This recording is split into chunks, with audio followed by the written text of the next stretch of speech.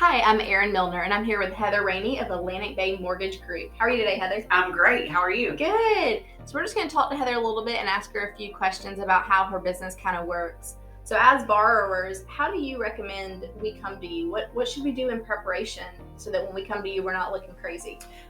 Well, that's a great question.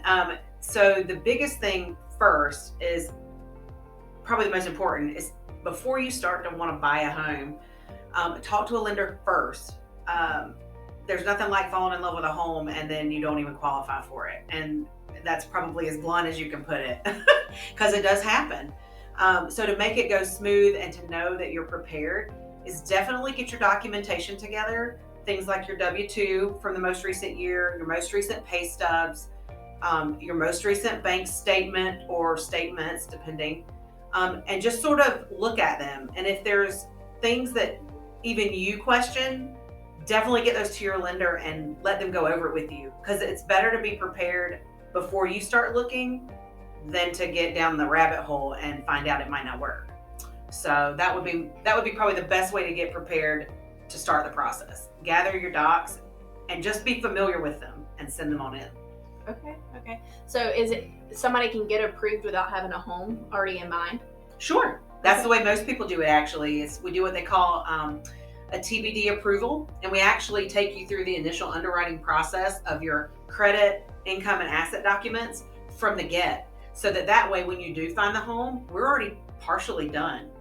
So it makes it a little more efficient for everyone, actually. Yeah. A lot less stressful. That's awesome. So one of the other questions I have is, I know interest rates have rose here lately. Does that still mean that it's a good time to buy, or has that made it where it's like maybe people shouldn't buy right now? Well, I look at things like this the way I would look at them for myself. I just feel like this is a big purchase and a big step for people and couples and divorcees. There's so many different life events that change why people buy homes. So I tell anyone, do what's right for you when it's right for you to do it, because you can never predict rates. You can't predict what home is on the market, when people, all these different variables are just that, variables. They're uncontrollables. So a good time to buy is anytime you need to purchase. Okay. Rates do make a big impact in a sense of what you can qualify for. So that's why it's important to get started early, because if there is a swing one way or the other, one little bit, an eighth of a point, a quarter of a point, just basic math is not a big swing. Yeah. But if you're already at the top of your budget, the only way to get that part down is to lower your budget, because the rate part is the fixed part. So hence why I say talk early, because now you have, let's say you're approved at $200,000 at a 5% rate, but rates go up to 6%. Well, if you have a little bit of cushion already, then $200,000 might not be a big deal. It might be okay at that rate. If it doesn't work, then you may have to lower the price point, because the rate's still going to be what the rate is. Okay. So yeah, interest rates do make a very big impact, but being a time to buy as far as from a market standpoint, this is really a need purchase. Okay. You need to purchase for whatever that reason is, or want to purchase because you want to quit renting, because rents go up and there's no controllable there. So you may as well at least have money put aside into your own equity and your own home to do what you need to do. Okay. And if somebody buys a home and let's say interest rates drop in 2 to 5 years, can they then refinance and get it at a lower rate if it makes sense? Absolutely. Refinancing, again, this actually really goes back to the need position, is you have different needs at different times. And if rates drop, it may not make sense in a sense of you look at it and go, well, I only owe 24 years left. This is my personal story. We refinanced because rates went down. And not only for roughly the same payment did we refinance, but we did it and shaved 4 years off our mortgage because we went to a 20-year. Wow. So there's different needs there. We're going to be in our house for a while. So why would I not try to pay it off early? So just because rates drop, equity also builds. So those gaps could make it where you want to cash out for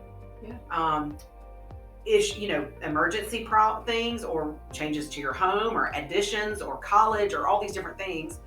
Or you may just want to, rates drop, you can shorten the term, you can do all these different things. So It's definitely a specific to you type situation. It's not a one size fits all type purchase. Okay. So when talking about that, now is still a good time to borrow, then it sounds like. Absolutely. So then going based off that, the home buyer side of things, when should they reach out? Sounds like probably at the start, right? Absolutely. I would say if you think you want to, not even just that you're definitely doing it, if you're thinking you want to look at buying a home 3 months from now, now's the time to talk, because a pre-approval and or pre-qualification, pre-approval letter, whichever, and there is a difference. But if you're looking at 3 months from now, now's the time to start looking, because homes still in this area, especially of Greenville and the upstate, are minimal for needs. And with the swings so fast on it, from the money perspective of interest rates, it's better to be on the start of preparing now for what that's going to look like, as far as compared to maybe your rent now, or compared to maybe the little home you and your husband are in, and you've got a baby on the way and you need something with 4 bedrooms instead of 2 or whatever. So yeah, the earlier is always the better. Okay. So when kind of looking at this, what would be your 3 biggest pieces of advice to give somebody when they're thinking about getting a mortgage or anything in the refinancing world involving lending on their home? 3 biggest pieces of advice. I would say, like I said, 100% savings, whatever it looks like. Just because you do or don't use it, meaning like if you have a retirement account, a 401k, stocks, investments, savings, basically anything short of coffee can money, jokingly, because you can't use cash. They have to be what they call documented, traceable, seasoned, meaning they've been in your bank for over 30 days. You want to make sure that you have some of that. And a good rule of thumb, again, somewhat of this is opinionated, I guess, but you want to look at about 5%.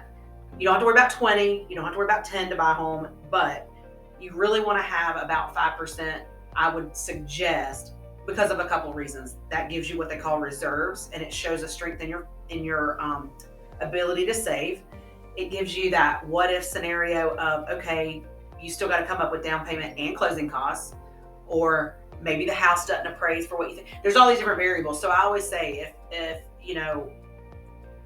plan to have approximately $5,000 for every $100,000 you're thinking you're wanting to look at. Also, why you should talk to a lender first, because if you do or don't have that and you're looking at X amount of purchase, we can kind of set you up to say, here's what we need to look at saving, or where do you have it? Yeah. What do you have? Let's look at how it's liquid, how we need to get it, whatever you need to do. So definitely assets are a big one. That's probably one of the biggest. Check your credit, use your free credit report, and check your, not just your scores, but look at what's on there. Is it high? Do you have lower scores because it's higher balances, or because you had a late sometime, or whatever it is? Note what's on your credit. And probably the last thing is just start talking to a lender that you trust. I talk to people all the same, because I don't know, I'm a people person and I like to talk to everybody the same way, because I think that, as my husband says, if you can make me understand it, you can make anyone understand it. Because it is hard, it is complicated, it can be a lot, it can be stressful, it can be all these things, and I don't want it to be, because it doesn't have to be. Yeah, absolutely. That's wonderful. So one of my last questions for you: what's the easiest way for somebody to reach you? Email, phone number? Really, I'm flexible, because all people are all different. I take texts via my cell phone. I do have an office line if you prefer. Email is usually the easiest, because then it's not, I have a record of it and I can, without having to search too hard.